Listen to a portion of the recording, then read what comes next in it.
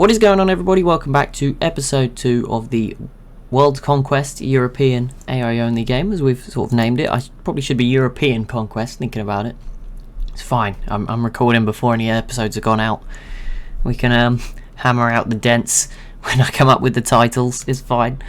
But the Ottomans, there we go, straight away, retaking a city. That's a surprise. What a nice little comeback for them, although Assyria does the same. The Ottomans, with a lot of composite bowmen though, would be a bit nervous. There's a few Hunnic troops making the crossing over the Black Sea. They have to put up a bit more of a defence. But I think the Ottomans can probably defend this city. There's a mountain here. If they were to get this back, I feel like now they have troops as well. They're actually in a good spot to defend this. And we'll see. These battering rams are a bit exposed if the war breaks out like right now. You know, battering rams are not the unit you want kind of on the front line. So we'll see. Maybe, what if they go for Assyria instead? That would make things interesting here. We'll see what Attila decides to do. He sort of backed off a little bit there, actually. As Poland declares war on France this time, we will see how that goes for them. They are going to get some gross borders if this goes successful. I thought, you know, having this game would just get some giant blobs. We wouldn't get too much border gore, but Poland seems set on settling just about anywhere they can get their hands on. As the Ottomans do retake the city. Whoa, why are we flying over there? They do take the city of Samsun. Oh, and straight back. These siege towers are just too OP. They just have to hit it like once and the siege tower just waltzes in. Feel for the Ottomans there. Russia completes the Machu Picchu wonder. A little bit artificial wonder there, because obviously they're next to a mountain, technically. That they wouldn't have been next to otherwise. But yeah, I thought if we wall this area off, the aim was to minimise the number of civs. So I know it kind of seems like, why didn't we just add another civ over here? But then, you know, we're just getting towards a normal 40 civ European game. That wasn't really the goal. It was just to have sort of the main biggest civs, you know, from around Europe, and give them a load of free space to be as big as possible.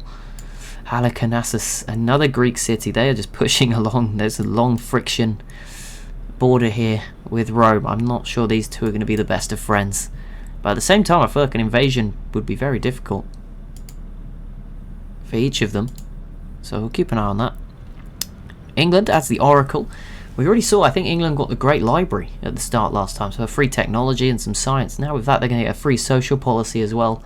That will, you know, help them make up for maybe a bit of a slower start than some of the other civs, as Tra does fall from France to Poland. I was not expecting that, but there we go. France is fighting back, but it doesn't seem to be going great. But we'll see what Germany gets up to here. I don't know whether they'll be brave enough to attack Poland if Poland does well here. That might be the issue. Although saying that, Warsaw, Krakow, Łódź, Wrocław, I think it's Krakow. I have this every time. Krakow, Warsaw, Łódź. These cities probably not too well protected, as Egypt adds the Hanging Gardens.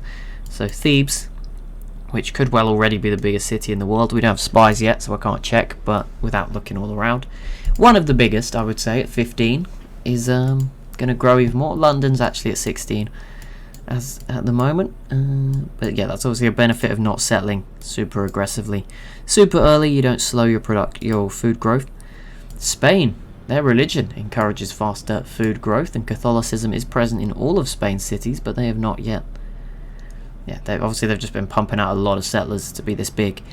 The Huns versus Assyria, so they made their mind up, and it is going to probably lead to the Huns getting their hands on this city, which is a mess. Going to add a nice political mess to that region. Rome v Germany. I'm not sure this will go too well, attacking through the Alps. Not that they're too large on this map, but we'll see what they get up to. Rome is also now sending cargo ships to Spain, so they're building some relations there, and another settler heading out. But here we go. The Huns certainly saving the Ottomans, although it looked like the Ottomans were not going to struggle for too much anymore. But yeah, this certainly will distract Assyria, which is probably a good thing as well, as they've added a city here, their first city bordering the Mediterranean, and other cities down this way. This city, capital of copper for the world by the look of it, 3 copper mines. Of course the AI will be able to trade that for good resources. Now guys, I have a suggestion that I actually sort of thought of while I was recording episode 1 and I didn't put forward. Would you like me to see it? Because this map has got no modded civs in it, I do not need to open the in-game editor to set it up. The only thing I did in the in-game editor was give England and Sweden some extra technologies to help them get in the water. Now my question to you guys is, because of that, it's a rare scenario where I could in theory play along. I could set this exact same game up and play in it as one of the civs, or maybe we could add in one more civ that I play as. So if you would like to see that, do leave a comment and let me know. Maybe Austria is one that comes to mind. I know their unique ability sucks, I think, with no city-states, but that's one of the areas of the map that maybe we could squeeze in another civ. You could have like an Austro-Hungarian sort of empire kind of thing. Maybe the one that's missing with this gap in the map. But yeah, do, or maybe even a Carthage game.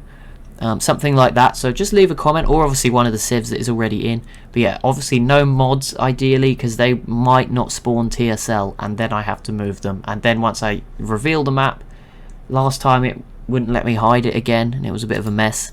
I think I tried once before. But yeah, that is something we could actually do. Oh, I guess the mountains would be an issue as well. I mean, I don't know. Yeah, that's true. We could try it. I might have to see the whole map from the start, which I guess if I gave that ability to every civ, that would kind of even it out, right? Maybe that would work. If we just let every civ see the whole map, then it wouldn't be so problematic, I guess. I don't know. If you would like me to play the long, basically, in this scenario, however that might work out, I can't guarantee it will be the most fun scenario, and obviously I won't be on the same I won't be on deity difficulty either. But yeah, there you go. If you are interested in that, let me know, and I'll work something out. Just, it could be fun. It might be in the stream, but still, it could be fun. Rome and Germany, peace out. And then Greece declares war on the Ottomans. So they'd finally, seems like they'd solved their problems in the east. But now a Greek invasion force has crossed over, and they're gonna have to try and defend from that. Ottomans with a lot of pikemen, but they're fighting warriors for the most part, so that's fine. Ottomans doing good so far, as Morocco have spread Islam to all of their cities, but not really getting it much further. I did see them build the Petra, so that will help. I don't know which city it was in, but presumably one of these, which will give them a lot of desert tiles and makes sense. Rome did add the city of Sirte here to again just counteract the Greek settling. These two very tactically locked in here. Yeah, Rome is ignoring like the sort of southern France, northwestern Italy part here. Poland adds Notre Dame, which is 10 happiness. But then Rome declares, okay, Rome v Greece has begun, but we also have Russia versus Poland. Now, this Russian army is not terrifying, right, compared to what we've seen, say, Assyria possess. Spain might even have a bigger army here against France. Or even this German, I think they're just stood closer together, but you know, this Russian army is not super scary, but Poland did not have too many units around, so it might be a bit of a scary first few turns. Germany has added Essen here and Dortmund, which has cut off Poland's cities, which is interesting. But yeah, Dortmund gives them a bit of the Benelux region. Fourth religion, I believe, as England gets Hagia Sophia. They found Protestantism. So is that the fourth? There might be a fifth. There may have been another one. Nope, there is four. But yeah, Spain and Morocco with a huge head start. We will look at their pantheons fully towards the end of this one. I'll have a look at, see what social policies people have done too. Germany versus France. Okay, so Spain and Germany teaming up on the French. So I think this could be a real rough time. It's going to definitely create some border gore too. But Germany is the first civ into the Renaissance era, which means we now have access to a spy. We can see the biggest cities in the world.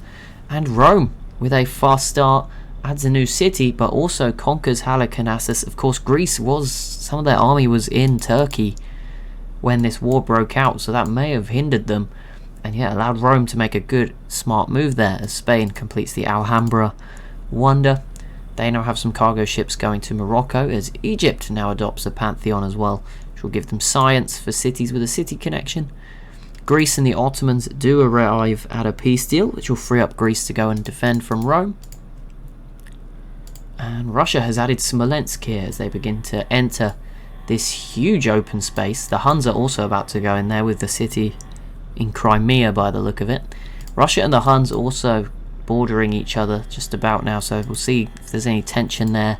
Although at the moment, of course, the Hunnic military is busy down in the Caucasus Mountains trying to get to Assyria, and we know the Russian army was trying to fight Poland, although they've sort of rebuilt another one in the time that it took for that one to walk over. It's just waves of troops. Sweden trading with Poland. It's just interesting. Stuttgart now added by Germany. Sadly, this isn't one tile thin. Could have maybe had a Kiel canal. That would have been kind of cool. I could actually remove a tile, but it's too late again now. I have all these good ideas when we're playing. Need to write more of them down.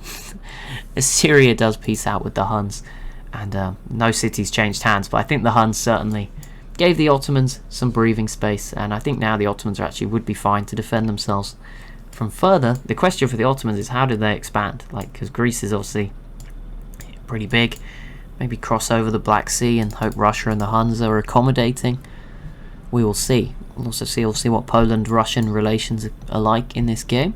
Germany completes the Himeji castle, but also conquers the city of Orleans, which just adds to the German-Poland border gore here. It is pretty gross.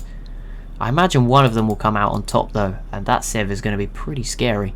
Germany does peace out with France. Germany. I bet they weren't happy with this city going down, but they peaced out just before, which sucks. But there you go, France does at least rebuild one. Spain has made no progress though. That was not what I was expecting. You feel like they'd do more. But notably, I mean, I know they have bowmen in the south here, but it's mostly archers here. Bit out of date. Especially against the city with 30 defense. So we'll see how that goes. But yeah, now Spain. As soon as I look, they start putting on a show. That's quite rare actually. Most civs tend to do bad when I'm watching, and then as soon as I look, they'll conquer 4 cities in like a turn. So that's strange, but there we go. Rome and Greece come to a peace deal. I don't believe anymore. Oh no, sorry, Ephesus here was transferred in the peace deal, which went with the Sri Pada. So that is a big start for Rome. Pretty dominant. They sort of have not all of the Balkans, but certainly like this sort of former Yugoslavia part of it. Maybe, yeah, then Greece is kind of Greece now, or a bigger Greece. But there's still plenty of space here between the Huns with Dusseldorf. It's going to be so confusing with the Huns, because there's always a city you think, did they conquer that from Germany or from whoever? But no, that is obviously a Hunnic city they've sort of slapped down here on this river, sort of right in the middle of nowhere. It's probably the most isolated city in the world. Well, maybe it will give Heliopolis a run for its money. Angkor Wat completed by England, and Russia has founded Buddhism. I mean, I'm not ruling out any of these religions, because, you know, Buddhism, this is very far away from the other religions. Even Greece's Eastern Orthodoxy has not really got going. So that could work out well for Russia. And Assyria has added a city on the Caspian Sea, which does open the opportunity, if they want to be friends, to do some trading with each other. But after that war, maybe not super keen on it just yet, which I would understand. I'm surprised Sweden has not been more aggressive, since, you know, they have now met more of these other civs. They know what's going on. Same for England. You know, you'd think they'd have done a bit more, but maybe they're just happy with the land they have. I mean, the thing is, I have to put them in, because if I leave it open, right, France or Germany's got an easy extra bonus territory, and at that point it's just ridiculous. So, you know, there has to be a challenge to get into England, even if England themselves aren't going to compete for the game too much, as long as they put up a defense for a while. That'll do. Morocco completes the Borobudur Wonder, and they do have a settler heading across the Sahara.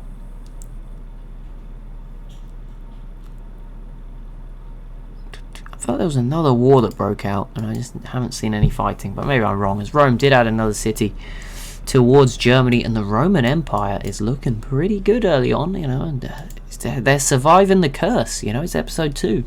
The next 6, I've said it now, the next 6 minutes are going to be disastrous for Rome, but Germany has musketmen though, so I'd be very careful before thinking about launching that invasion again. Out of nowhere, Germany with guns, that changes things a little bit. Russia is now focusing on Poznan and has it surrounded.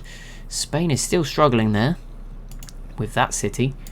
But yeah, Russia, if they take Poznan and not Gdansk, that just adds to the border gore. But whatever, Russia also has musketmen, to give them the credit they deserve. And 2 settlers heading towards Poland, so they're going to be taking a lot more territory here. But the battle for Poznan, the thing is, Poland, they're not in the ideal defensive position, they're kind of on the outside. But I mean, it seems to be working, they seem to be able to defend themselves.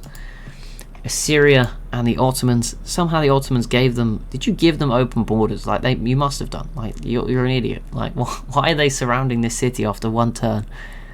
I don't know. Poland does add Poland. Sorry, getting the red colours confused. Morocco adds their city out here, and look at this ton of missionaries. All that extra faith from the desert probably starting to kick in for them and give them the ability to purchase a lot of missionaries. Of course, Egypt got a pantheon, so I imagine they didn't get a religion, so they'll probably be converted. Assyria grabs the island of Cyprus, which is another base in the Mediterranean for them. The Ottomans get their Janissaries. Is that a just-in-time moment? Can they save the city of Konya, which poor planning somehow led to be? I don't know how they're in the position to lose this city, really. It looks like Poland will defend Poznan, which is valiant effort, really. That looked pretty doomed. But then again, Spain, oh my god, surely they can't mess it up from here, surely. Although France is defending. Anything's possible, I guess, as Rome declares war on the Germans. Poland obviously occupied. I wondered, would they have been interested in joining Rome had they not been obviously involved here, as Russia does add 2 more cities, Krasnoyarsk and Orenburg. Another religion. Now it is in Egypt, but again, I'm not sure how long that will last. Confucianism. Once Morocco starts spamming it with those missionaries, they'll probably convert. What a game. What a crazy start we have going on. Germany beginning to settle in Danish territory as well, with the city of Bremen, which is weirdly not coastal.